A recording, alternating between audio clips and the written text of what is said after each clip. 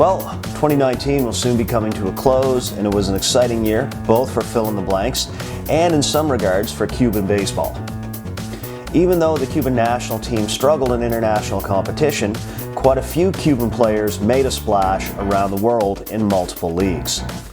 We'll take a look at some of those players, some of the players that I got to see close up that hopefully will follow in their footsteps in the next little bit, and as well, take a look inside the Cuban National Series. Join me as I fill in the blanks.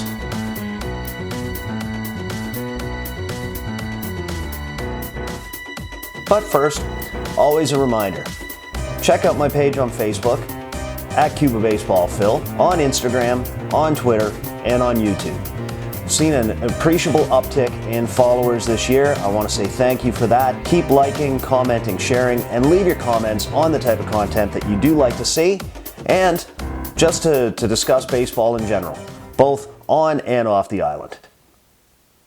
That's me, Phil, a simple Nova Scotian boy who moved to the bigger city of Ottawa, Canada, many years ago, picked up a camera, and set out to visit as many ballparks as possible. My travels have taken me all over North America, from the majors to the minors to the independents and even Cuba. And like fine diamonds, no two are the same.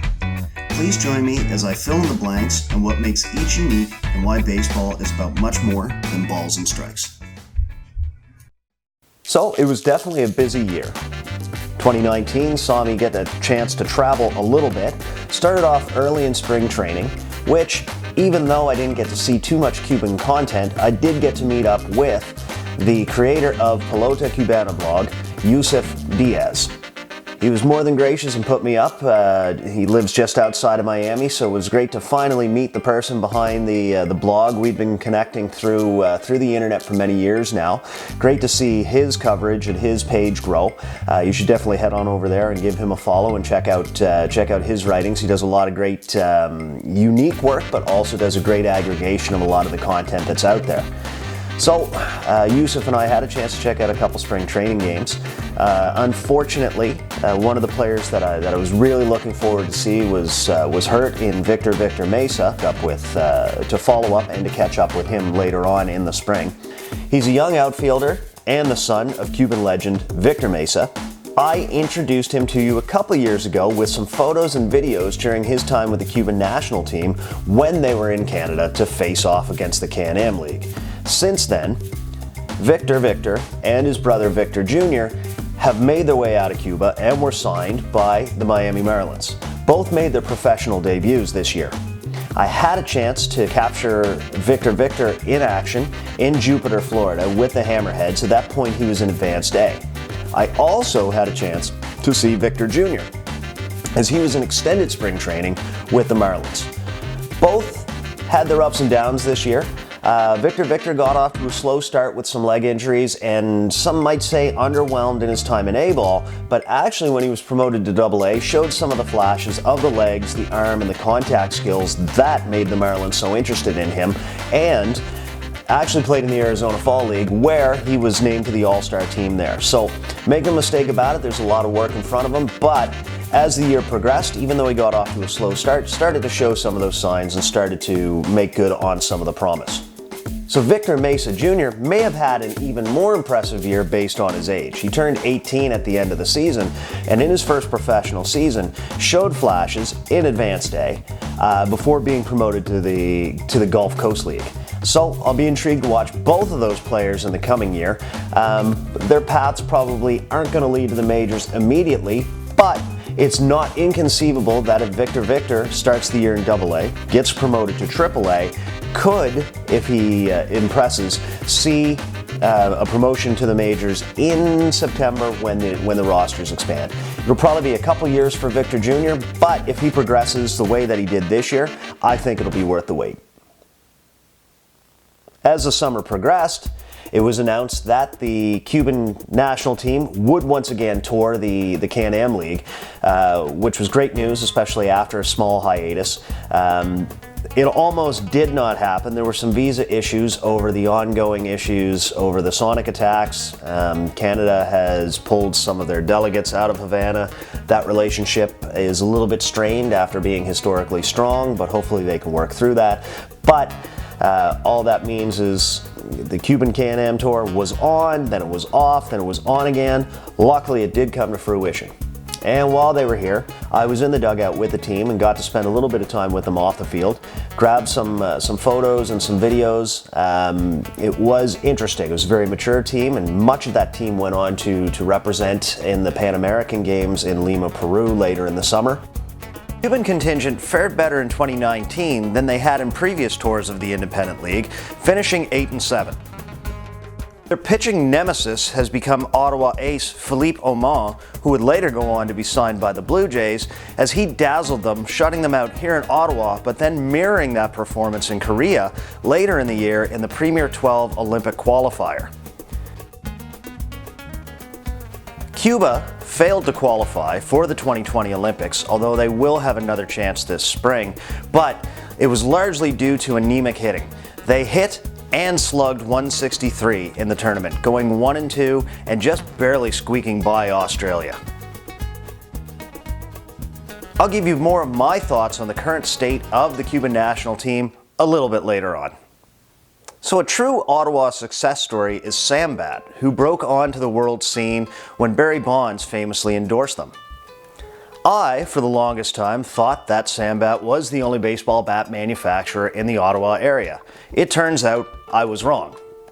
This year, I got to meet a great gentleman named Bill Ryan. He's the driving force behind Cuba Can bats. If you look closely, you'll probably recognize his bats as being one of the more popular bats in the Cuban National Series, light in color with their distinctive barbed wire markings on the barrel. Bill manufactures as many bats as he can with his small production facility, but has also been a great aid in Havana setting up its first baseball bat manufacturing facility. Bill has also started a great charity, and this past year raised an incredible $100,000 in sports equipment donations, which will be sent to the children of Cuba. This will be of great aid, as later in the year I would spend 2 weeks in Cuba having many conversations with people trying to get their feelings on what they thought the current state of Cuban baseball was. Almost to a T, everyone I spoke to looked to lacking equipment as being one of the reasons why there is declining participation by Cuban youth in baseball.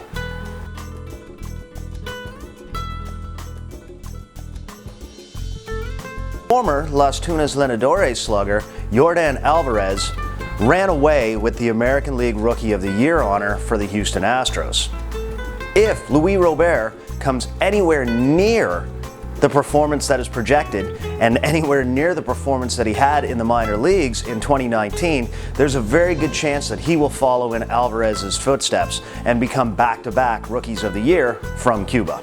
The former Ciego outfielder signed with the Chicago White Sox for a large deal a few years ago. He started the year in A-ball and quickly advanced to AAA. I had the chance to see him in Buffalo, and he didn't disappoint. This is a player that I've had the opportunity to see before in Cuba and in Canada, and make no mistake about it, I recognize that the tools were real. But this year, he finally turned those tools into performance. The Chicago White Sox will give him every opportunity to win the center field job this year, which if he does, he will join fellow Cubans Pito Abreu and Yoan Moncada in an increasingly impressive lineup full of Cuban power.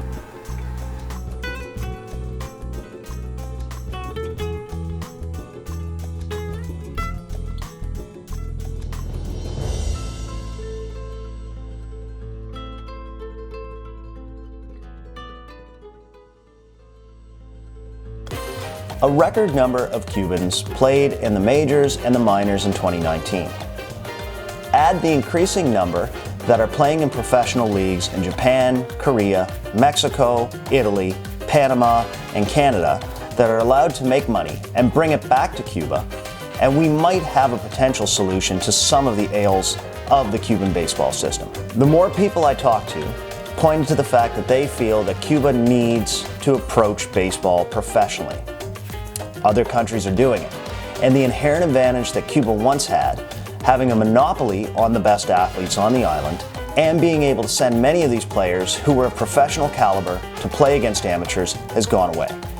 The reality is, the rest of the world has caught up. I do believe that the 2006 World Baseball Classic was the pivot point. go back and see that Cuban team, which did go on to produce a lot of professional talent, but was still largely considered amateur, actually overachieved against some powerhouse teams. But that also proved to be the highlight of our modern era for Cuban baseball. Speaking of Cubans playing in Canada, the Quebec Capitals of the Can-Am League continued to import Cuban talent this year. I got an up-close look at Vladimir Garcia, Staylor Hernandez, and Yordan Mandalay. Garcia's struggles saw him leave the team early, but Mandalay and Hernandez provided a much-needed boost to the offense. Both hit well into the 300s, with Mandalay capturing his second batting title in the Can-Am League. One of the leagues you might not expect to see Cuban talent in is Ontario's Intercounty Baseball League. It's a semi-pro league based in the Greater Toronto Area. I want to send a special thank you to Mike Beamer, GM of the Kitchener Panthers. Not just for the hat, but for the invite to come down to Kitchener and see the 4 players that they brought in this year. They've been doing this for a few years now, and this year saw Yoen Sakaras, Yoeni Era, Miguel Ojeda, and Yorbis Baroto don the Panther uniform. Those 4 players were integral in the team falling just short of winning the league championship. I have it on good authority that we will see some representation from Cuba in the Intercounty League again in 2020. Stay tuned as we find out just who those players might be.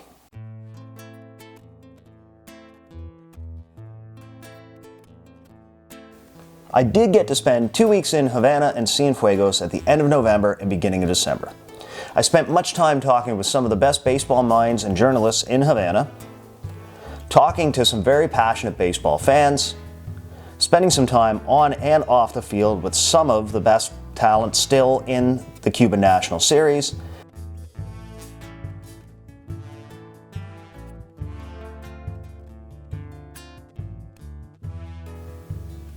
One of the cooler experiences that came from just an off-the-cuff conversation was meeting a gentleman who pitched in the Cuban National Series in the 60s and 70s, Freddie Cesar Romero, who I also got to join at an Industriales game. Of the many discussions, it seems that there is definitely a tide building. People are frustrated with the current state of Cuban baseball. They're hoping for change. They're seeing increasingly that kids are taking part and watching soccer.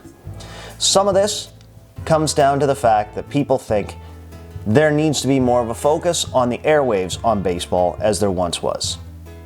Phrased in another way, international soccer stars are revered. Cuban baseball players that have gone on to international success are reviled.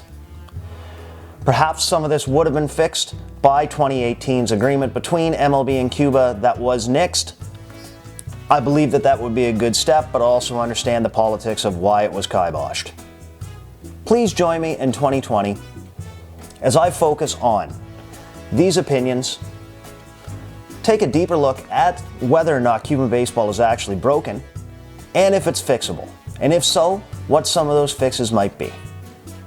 Once again, thanks for a great 2019, and looking into the future, I hope you join me as I fill in the blanks.